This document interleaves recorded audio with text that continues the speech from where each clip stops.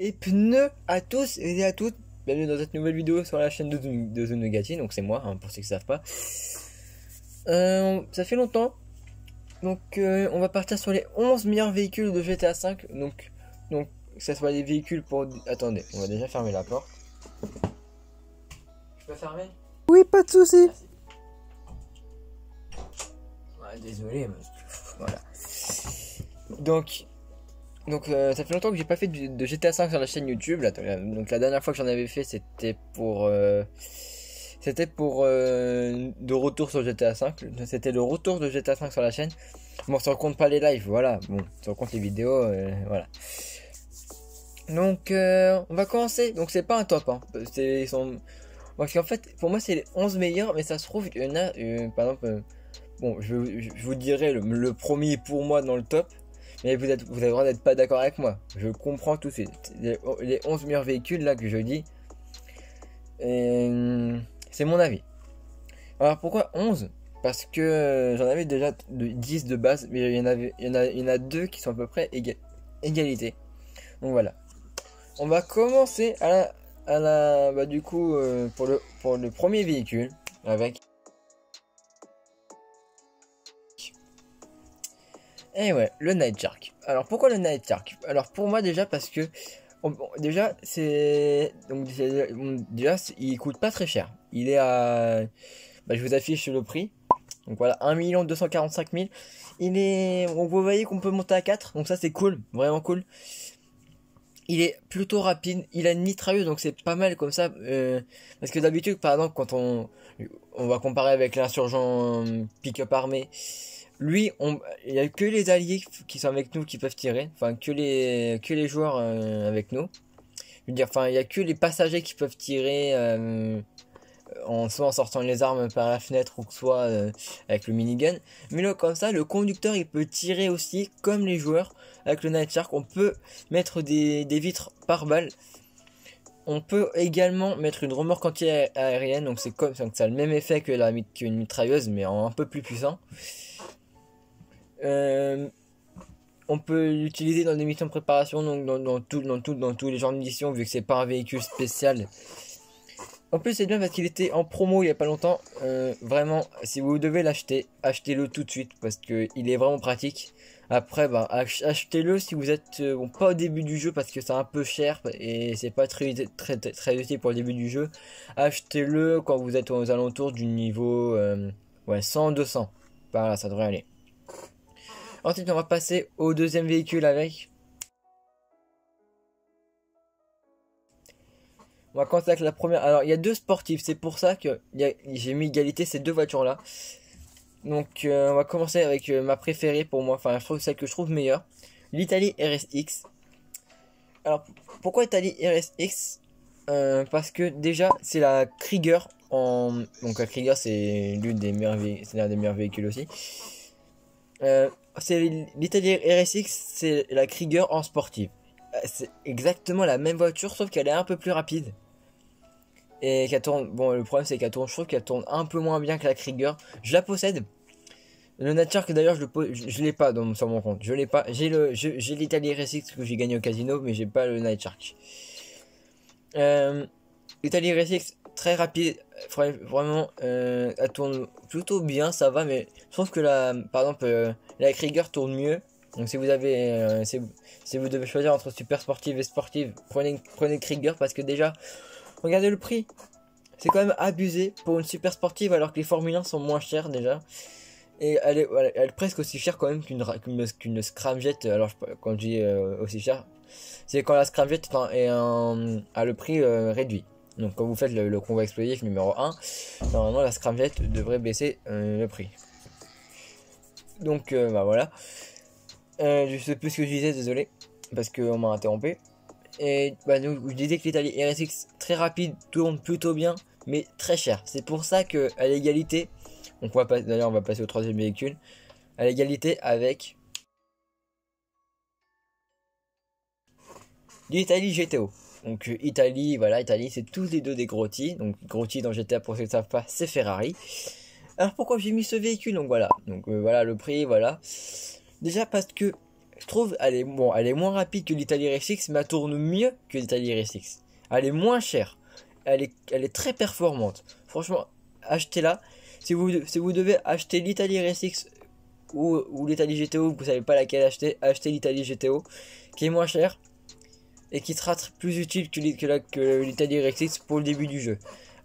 Parce que déjà, l'Italie GTO, bon, c'est un avis perso, mais pour customiser, il y a vraiment beaucoup de trucs à faire. Il y a vraiment, je veux dire, c'est comme un autre véhicule que je vous montrerai plus tard. Il y a vraiment très peu de chances pour qu'un autre joueur ait le même véhicule que vous. Il y a beaucoup de customisation possible sur l'Italie GTO. Donc pas très cher, plutôt rapide, parce qu'il rivalise avec les meilleurs super sportifs comme la Tesseract, la Proto et tout ça. Elle tourne très bien, meilleure que l'Italie RSX. Donc voilà. Et si vous avez les deux, bah, c'est encore mieux. Mais si vous devez prendre, par exemple, si c'est sur des grandes distances, là vous prenez la RSX.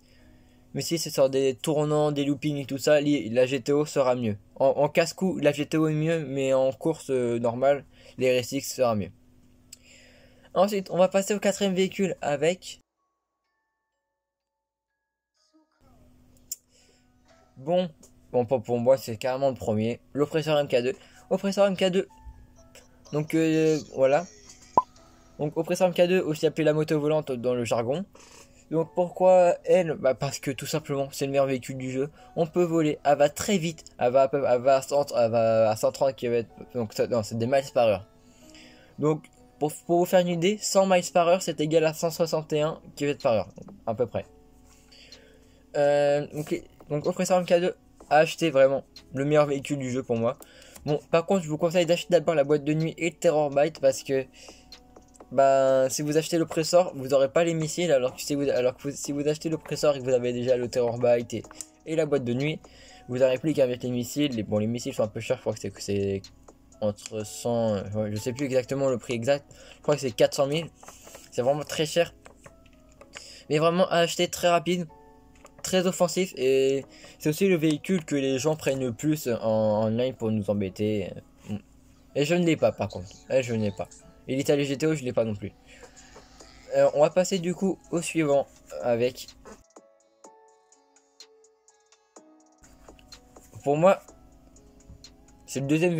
On va dire que dans les véhicules terrestres, c'est le meilleur. La Toreador que je possède. Mon premier véhicule spécial que je possède. Alors pourquoi la Toreador? Mon Pegassi Toreador, donc c'est Lamborghini. Pourquoi? Parce que déjà, on peut monter à 4. Donc c'est très rare qu'on ait des véhicules spéciaux qu'on peut monter à 4. Je crois que c'est le seul d'ailleurs. On peut... Elle a des missiles illimités. Donc ça veut dire que dès que vous l'achetez, elle a déjà les missiles. On peut la customiser dans un LS Custom. Donc pas besoin de centre d'opération, pas besoin d'Avengers, pas besoin d'atelier d'arène, besoin de rien, juste la Toreador et un LS Custom et un peu de sous pour la customiser, c'est bien aussi. On peut l'utiliser dans des missions de préparation, donc là où des véhicules comme la Deluxo ne passent pas, la Toreador passe. Elle peut aller sous l'eau, voilà, donc ça fait 5 avantages. Aussi, 6ème avantage, elle résiste à entre 3 et 5 missiles, ça dépend le blindage que vous avez mis. Elle résiste entre 3 et 5 missiles d'une Oppressor MK2, donc je parle pas des RPG, les RPG résistent à peu près 1 ou 2. Donc c'est vraiment une voiture hyper blindée, donc très rapide aussi. Donc elle est moins rapide par exemple que la Vigilante, mais elle est plus rapide que la Scramjet il me semble. En ville, je sais que la Toreador passe, mais je sais pas si en course la Scramjet passe parce que la Toreador ne passe pas encore en course vu qu'elle elle est assez récente.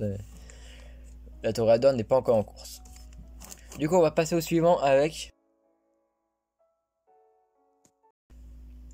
la Vigilante. Alors la Vigilante, c'est exactement comme la Toreador, sauf que la Vigilante, vous pouvez que monter à 2.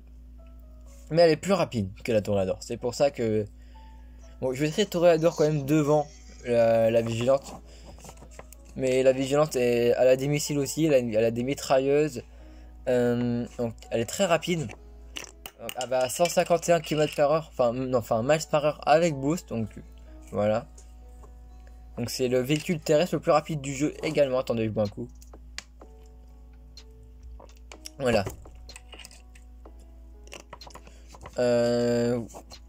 Voilà, donc du coup je parlais de la vigilante. Donc alors la vigilante je ne la possède pas, mais par contre le prix, enfin dommage qu'elle soit quand même assez chère. Parce que je pense que pour le début du jeu elle serait très bien. C'est juste le prix qui est un peu abusé. Elle est plus chère que la Toréador. Heureusement que la Toréador est meilleure quand même. Bon, on va passer au suivant avec le Buzzard d'attaque. Alors le Buzzard d'attaque, pourquoi j'ai mis ce véhicule? Parce que déjà il est pas très cher. Vous voyez quand même, je pense que s'il sortirait maintenant, il serait beaucoup plus cher. Avec tous les DLC qu'il y a. D'ailleurs le DLC Kermit qui va arriver en novembre. On l'attend. On verra ce qu'il va donner. Du coup, Buzzard, l'avantage c'est que il est plutôt rapide comme hélicoptère. Il est très offensif parce qu'il a des missiles et des mitrailleuses. Il peut également, donc vous pouvez le faire spawn à côté de vous, là où d'autres hélicos ne peuvent pas. Bah, d'ailleurs, je crois que le Buzzard avec le Sparrow aussi, on va dire en égalité, les deux sont en égalité. Donc ce que je dis pour le Buzzard, c'est pareil pour le Sparrow, mais je sais pas combien il coûte le Sparrow. Bah, je vous le mets là, mais je vais dire au moment où je tourne la vidéo, je sais pas. Donc je trouve que le Buzzard est quand même meilleur parce qu'on peut monter à 4, alors que le Sparrow on peut monter qu'à 2. Et le Sparrow est très fragile, alors que le Buzzard ça va. Donc on peut le faire spawn à côté de nous, très rapide dans les airs, franchement cool. On peut monter à 4, donc comme j'ai dit, et très offensif, il a des missiles, il a des mitrailleuses, enfin bref, il a tout pour plaire. On va passer au suivant avec le Kandjali. Alors le Kandjali, pourquoi j'ai mis ce véhicule? Tout simplement parce que tous les joueurs qui sont dedans ont tous une utilité. Il y a le conducteur qui peut tirer avec le canon. Il y en a un autre qui peut tirer avec le lance-grenade. Un autre qui peut tirer avec la tourelle qui est sur le toit. Un autre qui peut... Enfin bref. Il y a vraiment beaucoup de trucs à faire sur le Kandjali. Il est à... Bon voilà, je vous affiche le prix et tout ça. Donc je ne le possède pas malheureusement. Et le Buzzard non plus, je le possédais pas, je l'ai pas. Pas encore parce que pour l'instant ben, je suis plus véhicule terrestre et je n'ai pas de hangar. Lol. Mais c'est bon, je peux prendre le Buzzard du Sekiro, mais je préfère prendre ma Deluxo. Voilà. Du coup le Kandjali, donc c'est un tank hyper blindé, donc bon, je trouve qu'il est pas aussi par exemple le tank normal qu'on connaît tous qui est 1 500 000. Lui il écrase facilement les véhicules, le Kandjali ne marche pas. C'est pour ça, c'est juste l'inconvénient du tank, enfin de ce tank là. Mais sinon les avantages, déjà pas trop cher pour ce que c'est, parce que là par exemple la Deluxo par exemple, on va prendre la Deluxo. La Deluxo à côté, elle est vraiment très chère, alors qu'elle est vraiment beaucoup plus nulle que le Kandjali. Peut-être pas beaucoup plus nulle, mais vraiment je veux dire, je pense que la Deluxo et le Kandjali ils auraient dû inverser les prix. Mais bon, on va pas s'en plaindre parce que le Kandjali est quand même meilleur. Donc il faut le complexe pour l'avoir. Donc vraiment achetez-le si vous avez que ça, si vous avez assez. Alors achetez vraiment, on va dire, déjà si vous avez le complexe. Et le complexe, vu que c'est pour débloquer le braquage fin du monde, vu que c'est pas un grand braquage, au général, soit vous prenez Kozatka pour faire Cayo Perico, soit vous prenez la salle d'arcade. Donc ce qui est très pratique, c'est que vous ayez le complexe au rang 200 à peu près également, à peu près. Donc on va passer au véhicule suivant avec la Kuruma blindée. Alors la Kuruma blindée, je pense que c'est le véhicule le plus connu de ce classement d'ailleurs. Et pourquoi elle est là? Tout simplement parce que elle est plutôt rapide. On peut monter à 4. Qu'est-ce qu'on peut faire d'autre? On est invincible dedans parce que les impacts de balles ne traversent pas les vitres. Donc c'est à peu près comme le Night Shark. Sauf que le Night Shark, je trouve qu'il est meilleur parce qu'il a une mitrailleuse à l'avant. C'est juste pour ça que je trouve qu'il est meilleur. Mais en vrai, je pense qu'en utilité, vraiment, c'est vraiment pour la vitesse, la Kuruma serait meilleure. Donc on va dire que c'est à peu près égalité, mais si je pense que en vrai la Kuruma est un peu plus devant, juste pour la vitesse, parce que même s'il n'a pas de mitrailleuse, le conducteur peut quand même tirer. Donc voilà. Et bah du coup il n'y a pas grand chose d'autre à dire sur ce véhicule, mais voilà. On va passer au dernier véhicule. Ah non, il y en a encore deux. Du coup, on va passer au véhicule suivant. La Hakuchundra. Donc, fallait bien qu'il y ait donc, il y avait la moto volante, fallait bien qu'il y ait une moto terrestre. Donc, la Hakuchundra, pas très chère. Enfin, pour une moto, c'est cher, mais je veux dire, elle est déjà beaucoup moins chère que ça. Voilà. Et pourtant, ça, c'est bien. Hein. Mais la Hakuchundra, je trouve qu'elle est meilleure que la Shotaro, par exemple. Donc, c'est la moto que je vous ai montré. Pourquoi? Parce que la Hakuchundra est plus rapide. Déjà, je trouve qu'elle est un poil plus rapide. C'est le meilleur véhicule avec la Shotaro, à peu près égalité, pour réaliser les contre-la-montre. Donc, enfin, les contre-la-montre, vous savez, c'est les petites courses qu'il y a chaque semaine qui vous rapportent 100 000 si vous battez le temps. Voilà. Donc, même pas 1 million. Donc, avec les customisations, bon, on va passer à 1 million, mais sans customisation, non. Parce que même si elle n'est pas customisée, elle est déjà très rapide. Donc, si vous avez pas l'intention de la customiser, bah, tant mieux, on va dire. Mais vraiment, très cool. Franchement, ce véhicule est très cool. Et à acheter vraiment avec le prix, au prix où c'est, vraiment, vous pouvez vous lancer. C'est vraiment pas très cher. En plus, elle est bientôt sur le podium du casino. Ça fait un bout de temps qu'elle est censée sortir, hein, on l'attend. Mais elle n'est toujours pas sortie. Et enfin, on va passer au dernier.